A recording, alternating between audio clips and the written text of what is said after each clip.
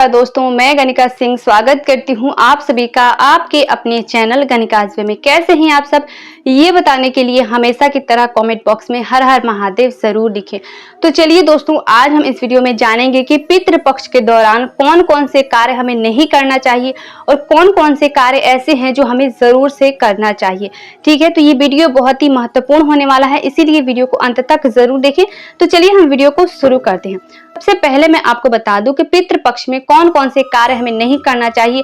अगर आप सभी को नहीं पता है और अभी तक आप लोग कर लिए हैं तो ठीक है, हाथ जोड़ के क्षमा वगैरह मांग के अभी से आप लोग ये सभी कार्य बंद कर दीजिए, क्योंकि हमें कुछ भी मालूम नहीं होता है। हम कुछ भी करते हैं और फिर दोष लगता है और हम सोचते हैं कि हमारे घर पे इतना बुरा क्यों हो रहा है। ठीक है, और हमसे हमारे पितृ अगर रुष्ट होते हैं ना तो कोई भी शुभ कार्य हमारे घर पे नहीं होता है।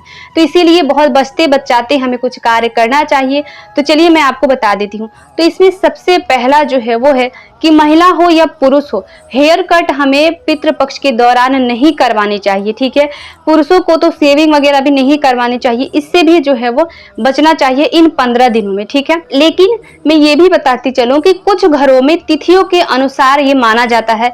तो जब हमारे घर की तिथि होती है जितने दिन की, उतने दिन ही हम मानते हैं, और जब तिथि लास्ट वाला होता है, लास्ट दिन होता है, उसी दिन हम अपने घर में बहुत सारा पकवान बनाते हैं। उसके बाद से पंडित को बुलवाते हैं। ठीक है, पंडित को बुलवा के श्राद्ध वगैरह करते हैं, पिंड देते हैं, अपने पितरों के नाम से भोजन इत्यादि चढ़ाते हैं। ठीक है, और उसी दिन अपने बालों को छिलवाते हैं, यानी कि मुंडन करवाते हैं। पूरा नहीं करवाना होता है, पीछे का एक चुटिया जो है वो छोड़ देते हैं। ठीक है, इसी प्रकार से हम भोजन इत्यादि चढ़ाते हैं, पिंड दान देते हैं, हाथ जोड़ के क्षमा वगैरह मांगते हैं।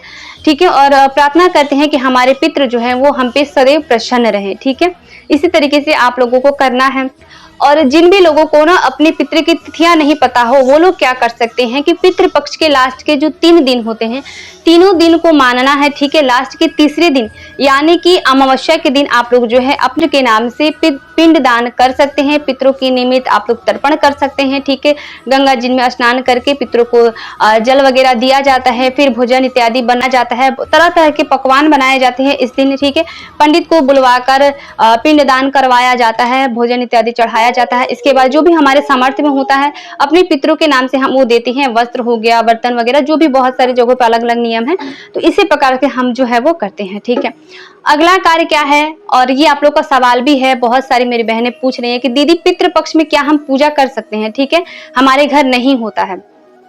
तो देखिए, इसका आंसर जो है वो है हाँ, क्योंकि पितृपक्ष में हम अपने मंदिर घर को उपवास नहीं छोड़ते हैं।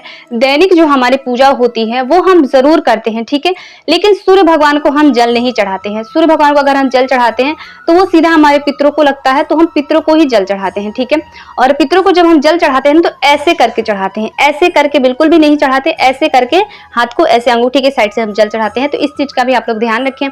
तो जो पूजा है, रेगुलर पूजा हमारी दिनचर्या की, ठीक है, डेली की, वो हम कर सकते हैं। बड़ा अनुष्ठान हमें कुछ नहीं करवाना चाहिए, बड़े पूजा पाठ कुछ भी नहीं करवाना चाहिए, व्रत का उद्यापन वगैरह नहीं करवाना चाहिए। ठीक है, पहली बार व्रत प्रारंभ नहीं करना चाहिए, इन सब चीजों से बचना चाहिए, लेकिन डेली की पूजा हम कर सकते हैं। ठीक है, ये चीज क्या है जो आप लोगों ने पूछा है कि दीदी क्या पीरियड्स में हम अपने पितरों को जो है वो जल चढ़ा सकते हैं। ठीक है, मेरी एक बहन ने पूछा था, तो जी नहीं, पीरियड्स में आप लोग जल ना चढ़ाएं। जो भी आपके घर के बड़े हैं उनसे आप लोग जल चढ़वाएं। जैसे घर में ना बड़ा बेटा और बड़ी बहू चढ़ाती है तो सबके लिए हो जाता है, लेकिन अगर वो लोग ना चढ़ाएं तब छोटों को चढ़ाना चाहिए। लेकिन नियम यही है कि बड़ों को चढ़ाना चाहिए। जो भी घर का बड़ा होता है, बड़ा बेटा और बड़ी बहू, उसको ये नियम मानने की जरूरत होती है। बाकी घर में किसी को भी नियम नहीं मानने की जरूरत होती है। लेकिन अगर बड़ी बहू ना सके तो कोई और भी कर सकता है। ठीक है, बेटियां भी करती हैं जिनकी शादी नहीं हुई है वो।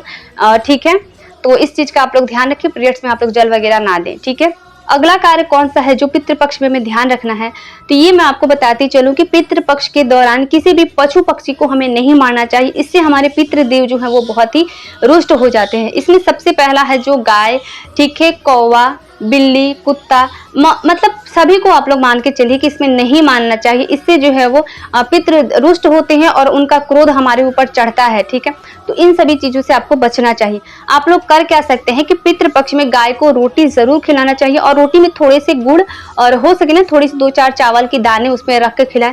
तो इससे जो है आपके पितृ प्रसन्न होते हैं और उनकी कृपा आपके ऊपर सदा बनी रहती है।